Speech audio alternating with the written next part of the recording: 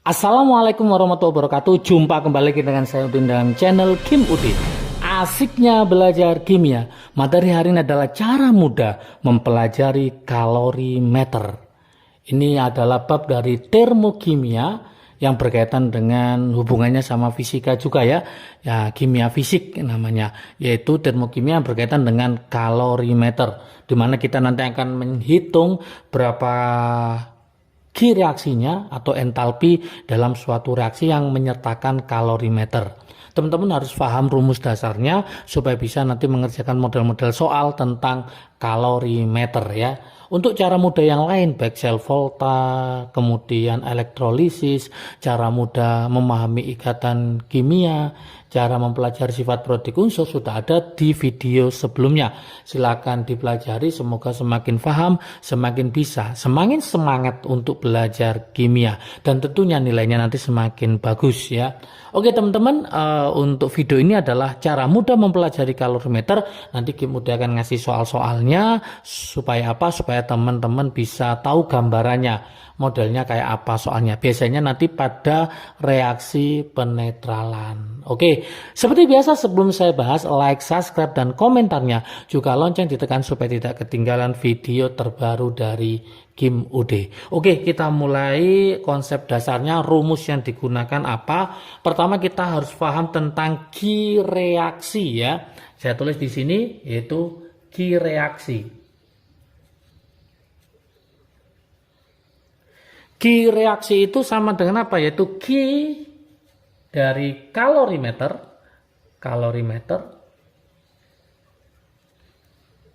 ditambah Q dari larutan. Oke. Ingat di sini nanti saya kasih min ya, min. Nah, kenapa dikasih min? Karena reaksi yang terjadi kebanyakan adalah reaksi eksoterm yang diketahui dengan suhunya naik ya, suhunya naik. Oke, kadang di soal Q kalorimeternya itu dia tidak menyerap kalor, maka nanti hanya Q larutan yang berfungsi. Jadi kalau di soal nanti ada, kan masih ingat ya teman-teman, Q kalorimeter itu rumusnya adalah kapasitas kalorimeter, kapasitas kalornya dikali delta T. Oke, kalau mencari Q dari si larutan, itu rumusnya adalah massa dari larutan dikali kalor jenis larutan dikali delta T-nya. Oke, perubahan suhunya. Oke, jika di soal itu ternyata misalkan kalorimeternya tidak menyerap kalor, ya, jika kalorimeter tidak menyerap kalor, atau biasanya di soal itu ada kata kuncinya yaitu kalorimeternya diabaikan, maka berlaku rumusnya adalah Q reaksi itu sama dengan min, karena kalorimeternya itu tidak dihitung atau diabaikan, berarti min dari Q larutan. Oke, ini yang kita pakai nanti.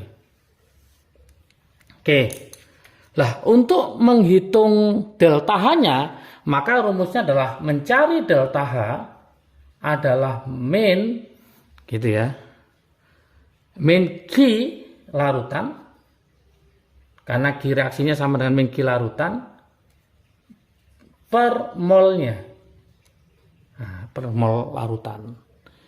Ini yang akan kita terapkan nanti di soal untuk model reaksi penetralan ya, reaksi penetralan.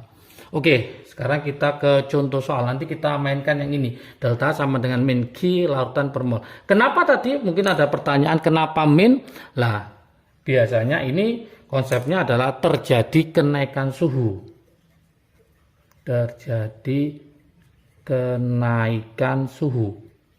Kenaikan suhu itu berarti reaksi yang terjadi, suhunya naik, berarti adalah reaksi eksoterm. Kalau seandainya nanti reaksinya itu endoterm, terjadi penurunan suhu, maka minnya ini plus ya. Karena reaksinya adalah reaksi endoterm. Tapi karena suhunya naik, kebanyakan reaksi penetralan itu adalah reaksi eksoterm, maka suhunya naik, maka dia harus min, yaitu eksoterm. Oke, supaya paham, Kim Ude kasih contoh soalnya.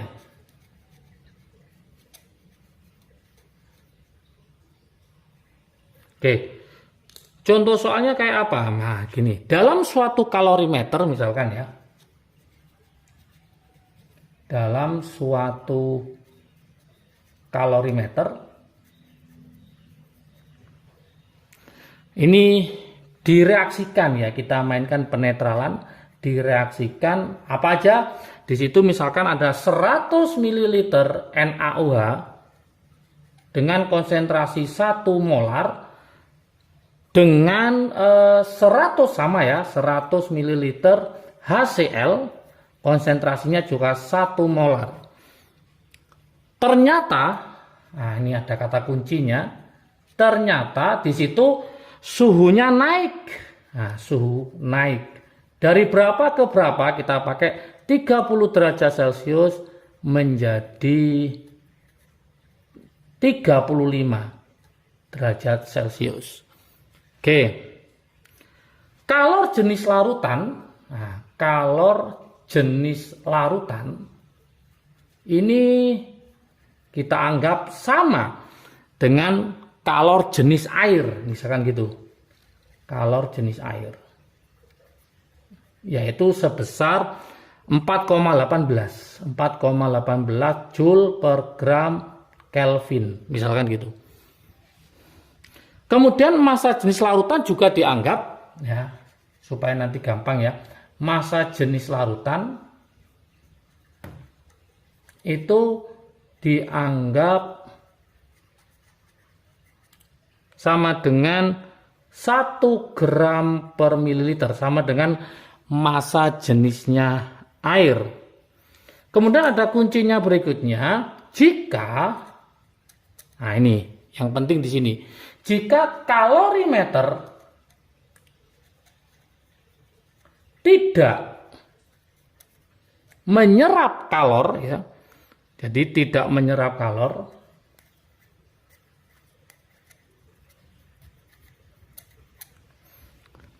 nah, jadi kalorimeter tidak menyerap kalor. Kadang ada kata kuncinya di soal kalorimeter tidak dianggap, nah seperti itu. Pertanyaannya adalah hitung perubahan entalpi. Nah, ini perubahan entalpi untuk reaksi di bawah ini, misalkan gitu ya. Untuk reaksi di bawah ini. Oke, saya tuliskan misalkan NaOH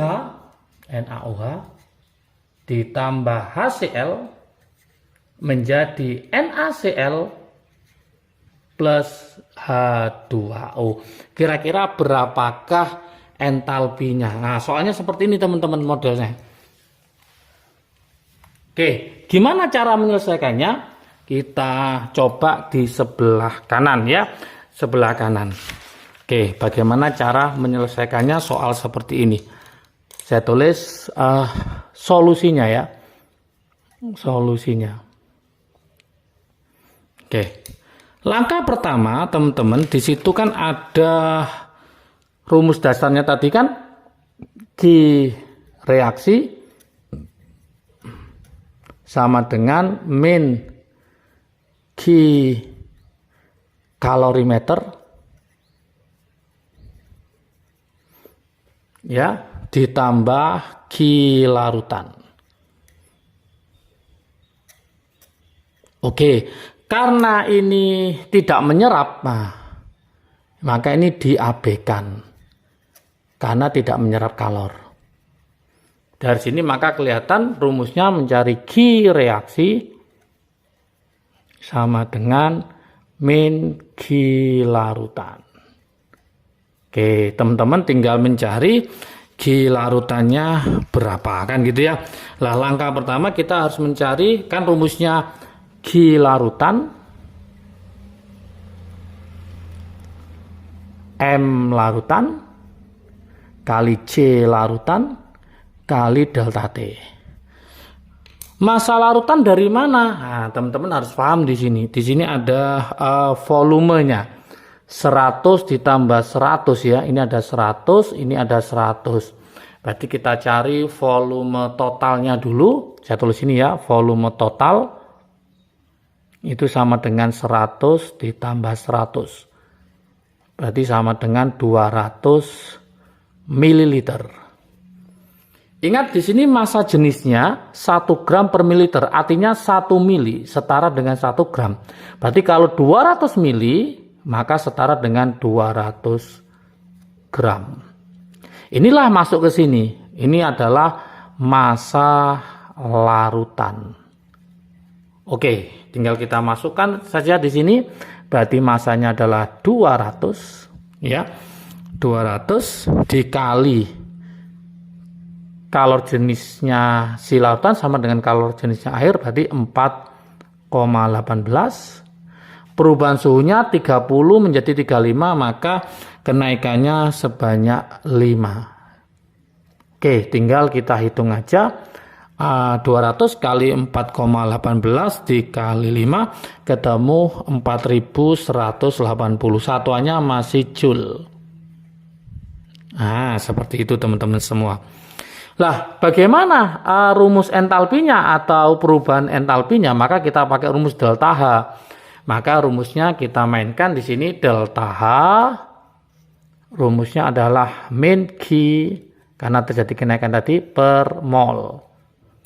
Nah, sekarang teman-teman harus mencari molnya. Di sini ingat mol NaOH sama dengan mol HCl karena sama ya, 101 ini juga 101. Berarti kesimpulannya mol HCl itu sama dengan mol NaOH. Jadi salah satu kita cari, berarti 100 itu kalau saya pakai liter berarti ketemu 0,1 liter dikali 1 molar. Maka hasilnya ketemu 0,1 mol. Masih ingat ya rumusnya, mencari M itu mol dibagi volume. Gitu. Berarti mencari molnya adalah perkalian antara M kali V. Nah, di sini ada M-nya, di sini ada V-nya, maka saya kalikan jadi mol. Maka ini masuklah ke sini, berarti hasilnya nanti adalah min Q-nya kita masukkan, berarti 4180 per 0,1. Maka hasilnya adalah min 41800, satuannya joule per mol. Biasanya soal itu maunya adalah kilojoule, maka kita bagi 1000, maka hasil akhirnya adalah min 41,8, satuannya kilojoule per mol. Nah, seperti itu. Inilah hasil akhirnya. Nah, mungkin ada pertanyaannya, jikalau tidak sama gimana? Ini kan sama, 101, ini juga 101.